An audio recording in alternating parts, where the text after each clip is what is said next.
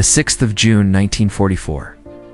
In the dim gray light before dawn, as cold Atlantic winds brushed against the steel hulls of thousands of Allied vessels approaching the shores of Normandy, a question hung silently over the largest invasion force ever assembled.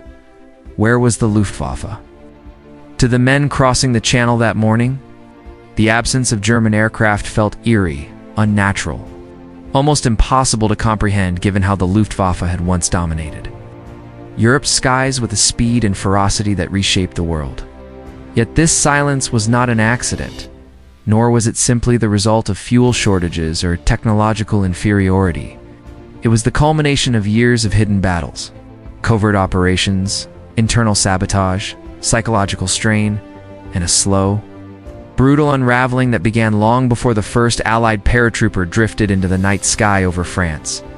The story of what happened to the Luftwaffe on D-Day does not begin in 1944, but in the ashes of 1940, when victory seemed assured and yet the seeds of collapse were already germinating beneath the surface.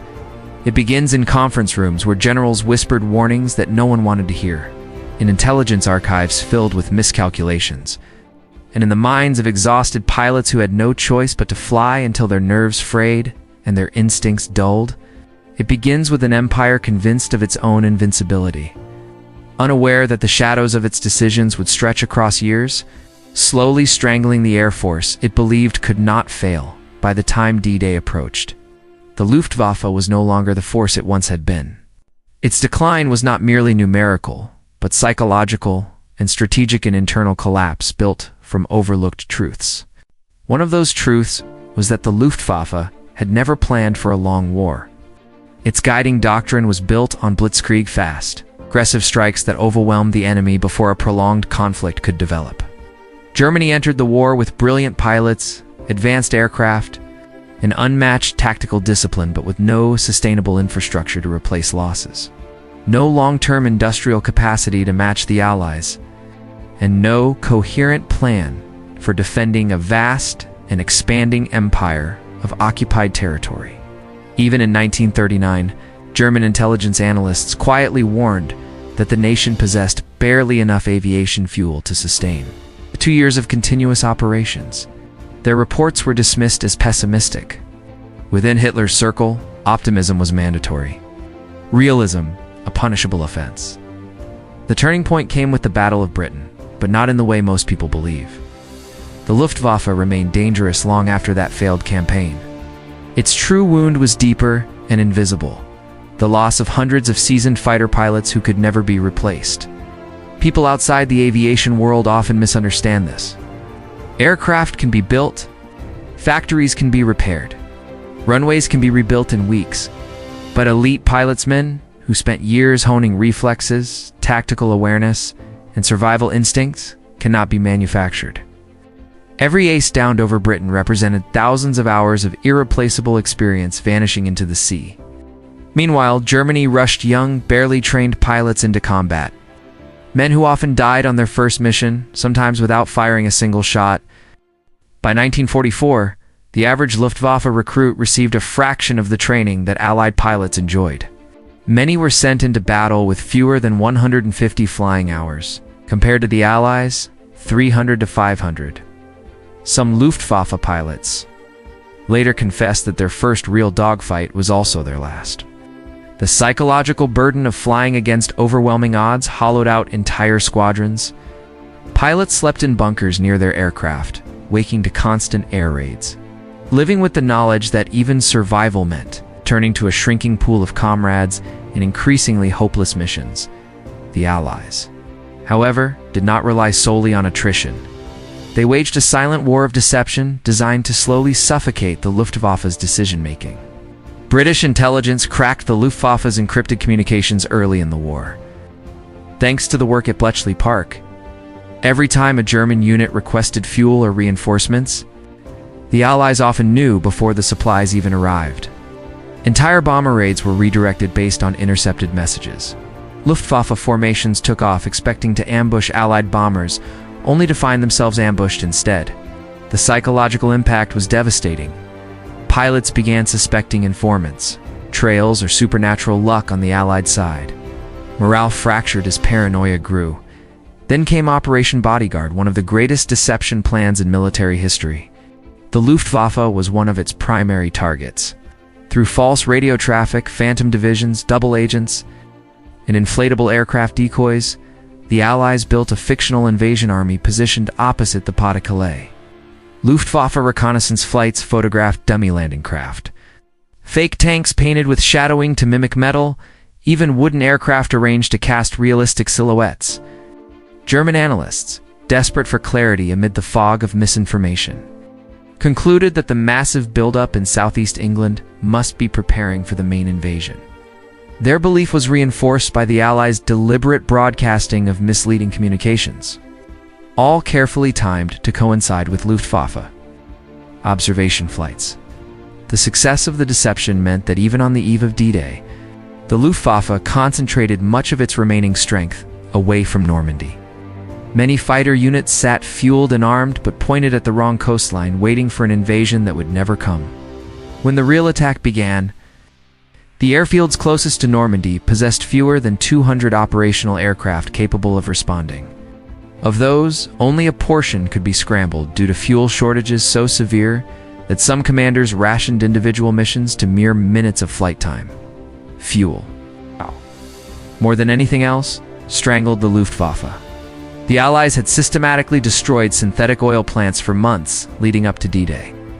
These plants, crucial because Germany lacked natural petroleum reserves, were struck repeatedly at enormous cost.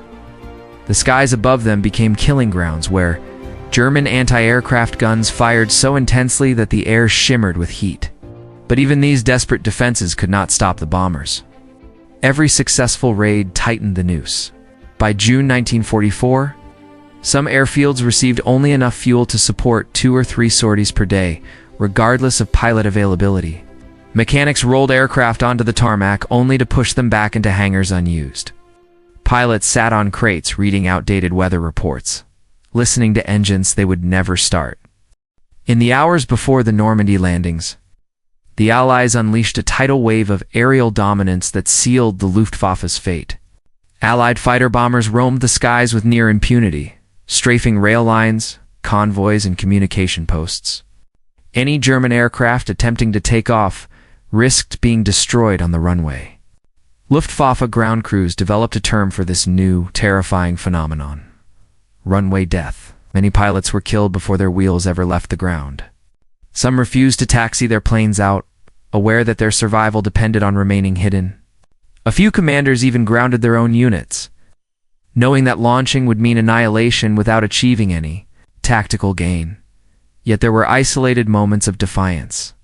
Scattered Luftwaffe pilots did take to the skies over Normandy on D-Day. One of the most famous was Oberst-Lieutenant Joseph Priller, who, with his wingman Heinz Waterchick, flew a daring, strafing run over Sword Beach, their altitude. Attack lasted only seconds, but became a symbol of the Luftwaffe's ghost-like presence, that dayforless individuals trapped inside a collapsing machine.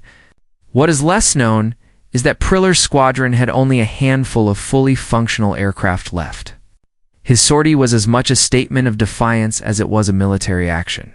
Priller himself later admitted that when he looked down at the massive Allied fleet, he felt a sense of insignificance he had never known before. Beyond the beaches, the Luftwaffe suffered another invisible wound: intelligence blindness. As Allied air superiority grew, reconnaissance missions became nearly impossible. Without aerial eyes, German commanders were forced to rely on outdated maps, fragmented reports, and distorted rumors. This blindness crippled their ability to coordinate counterattacks or even understand where the landing zones truly were. Some units moved toward phantom threats created by Allied deception, wasting precious fuel and time. Meanwhile, Luftwaffe radar stations, once cutting-edge, were jammed by a storm of electronic interference. Allied aircraft dropped aluminum strips, known as Window A, simple but devastating method of confusing German radar screens until they resembled chaotic blizzards. The psychological stress of this confusion radiated through Luftwaffe command posts. Officers shouted over static-filled radios. Maps were covered with contradictory notes. and dispatch riders arrived with messages that contradicted the ones sent hours earlier. Under such conditions, decisions became increasingly erratic. Some commanders refused to believe reports of the actual landings, convinced they were decoys to distract from the real invasion at Calais. Others demanded reinforcements that no longer existed. A few simply went silent, unable to process the collapse unfolding around them. One of the darkest, least discussed aspects of the Luftwaffe's decline involved internal distrust. By 1944, the Gestapo had infiltrated nearly every branch of the German military, monitoring officers for signs of defeatism or criticism of the regime. Several Luftwaffe leaders were arrested for expressing concerns about the air war or for suggesting that Germany was losing. Pilots learned to speak cautiously, suppressing honest fears about fuel shortages or hopeless missions. This atmosphere of fear suffocated strategic adaptation. When a system cannot admit reality, it cannot change course. The Luftwaffe became trapped in its own illusions, losing the war not only in the skies, but in the quiet, paranoid shadows of its offices.